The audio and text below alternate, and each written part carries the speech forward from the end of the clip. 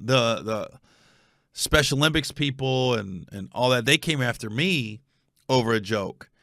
And it still bothers me to this day because this was nuts.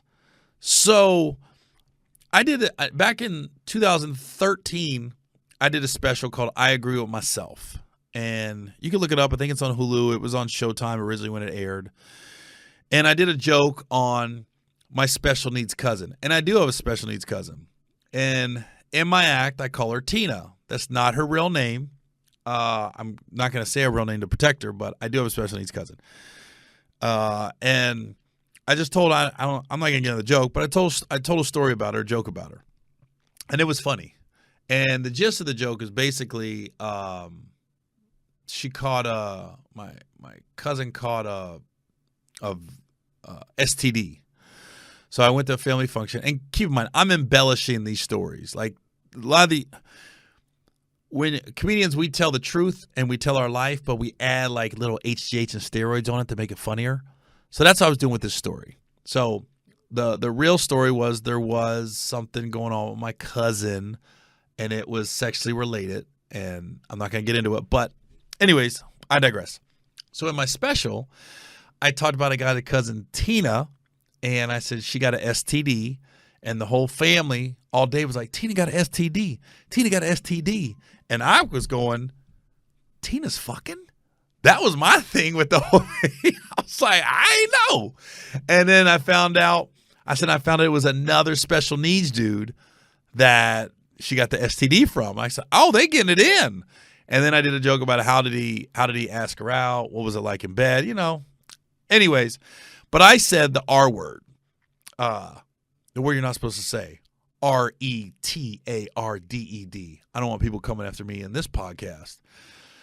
But it was crazy because I guess this guy that is special needs, he saw my special and he wrote an article on it, and he really was like attacking me in the article.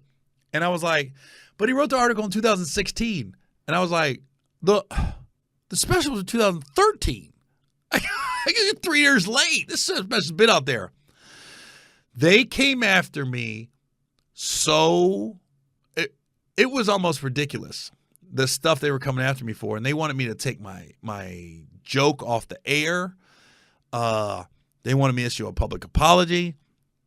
Also, so what ended up happening, of course, as comedians, like, I ain't apologizing for nothing. I ain't doing that. I got my reality show getting ready to come out.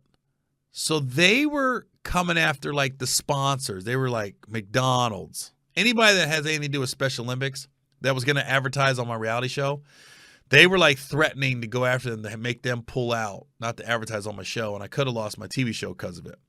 And I was like, all this over a joke that's 3 years old? And then, so I had to fly to D.C., meet with these special needs people and their advocates. And I just remember they were trying to tell me how to tell my jokes. They wanted me to sign paperwork to say I will never use the R word on stage again or things like that. And I go, I'm not signing nothing. I said, what I will do is I'll take your feelings into consideration. I said, but you're telling me I can't talk about my own family is what you're doing. Because I didn't talk about, like, I wasn't going in on everybody. Here's my thing. I wasn't coming after anybody with malicious intent. I was just telling a story about my cousin. And it got so out of hand, and I just couldn't believe it. And then people that would leave messages on social media and things like that, I don't ever take that stuff serious. But when I read them, I'm like, oh, I was trying to figure out where's all the anger coming from. And there were some actors, there were some athletes coming after me. Anybody that has a relative, and especially a child that has special needs, they were the ones, the parents of special needs kids. And it hit me why they're upset. In the middle of all this, it hit me why they're upset because somebody made a comment and they said, I'm going to go to hell. And I'll never forget it. They said, I'm going to go to hell for basically talking about special needs people. And then it hit me in the middle of that comment. When I wanted to respond, I want to be mad. I was like, that comment doesn't make any sense. Because if you're telling me I'm going to go to hell for talking about special needs people, who made them special needs? Think about it. So, God made them that way. But if I talk about them, I'm the one going to hell? Who are you really mad at? And that's when it hit me. They're not mad at me. They don't know where to direct their anger. So they can't be mad at God because you want to go to heaven, even though if you believe God's the all-powerful, if God made special needs people, he can fix it too.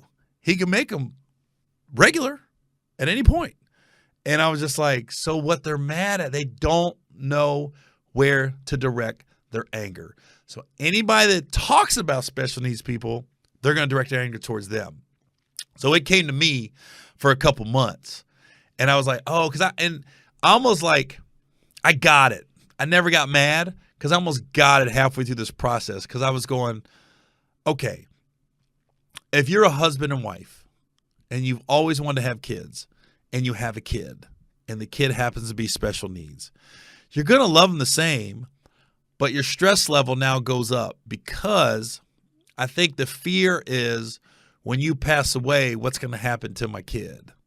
And you could take, and it's not an 18-year deal like regular. I mean, I don't want to say regular, but most parents, you have a kid, and the thing is when they hit 18, they're adults, and then you kind of let them go. When you have a special needs kid, you're never letting it go. Most of them are never going to live on their own, and you're going to be, it's a lifelong responsibility as opposed to, I'm talking about responsibility where they're relying on you for 90% of the stuff, as opposed to anybody else. It's like you're responsible for them until they're 18, and then they can kind of be responsible for themselves. So, and can you imagine, like, if you live your whole life right, you do nothing wrong, you do everything right. You go to school, maybe you go to college, you get a good job, you meet a woman, you get married, and then you decide to have kids, and kid comes out with special needs, and you're like, what? Not why did this happen to me, but what did I do? What did I do wrong and everything? And you can't blame God. So you got to blame anybody that talks about him. So that's why I think the anger was so, like, just out of control when it was coming towards me. I was like, yo, just talk to me. Don't just go attacking me and going off and trying to cancel my whole life because of it. But I almost like, I empathize because I go, okay, that's what they're mad at. And nobody's ever going to probably admit to it. But, I mean, think about what I'm saying here, though, for real. It hit me when that lady sent me that comment that I'm going to hell. I was like, oh, honestly, that makes no sense because of what I just said. If I go to hell for talking about a special needs person, for calling them the R word, I mean, what's that say about God? God can fix it right now. He can get rid of all the special needs people and don't have to make any more special needs kids.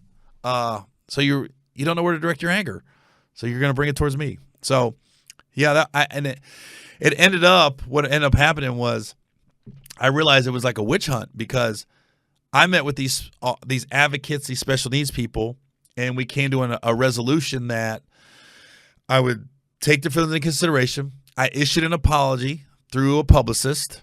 So that's not really it's not a heartfelt apology. It was like everything was manufactured. The rage was manufactured. The meeting was manufactured, and my apology was manufactured. None of it was genuine. And because they just wanted, almost like people want to stick their chest out. Like, yeah, we stood up for you. We got you as far as special needs people. And I go, they don't need you to stand up for them. They can stand up for themselves.